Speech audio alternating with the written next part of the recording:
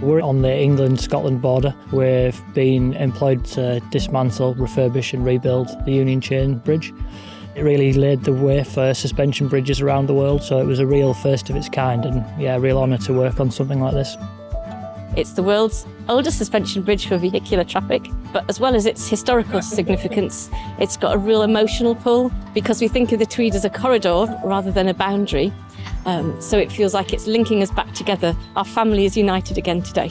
People working on this side may live on the other side and vice versa, or even people going to schools on either side or visiting friends on either side. So it's used a lot. It'll be fantastic to be able to go over the bridge now, from a practical point of view.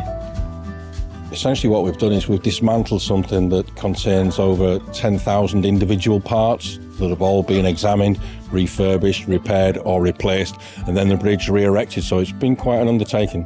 This is a culmination of many years' work. There are a lot of people actually that have been involved, the Friends of the Union Bridge, the Northumberland County Council, Scottish Border Council. All these people came together and worked collaboratively. I was very proud to walk across the bridge and meet our Northumberland colleagues in the middle and cut the ribbon and say, well done to everybody.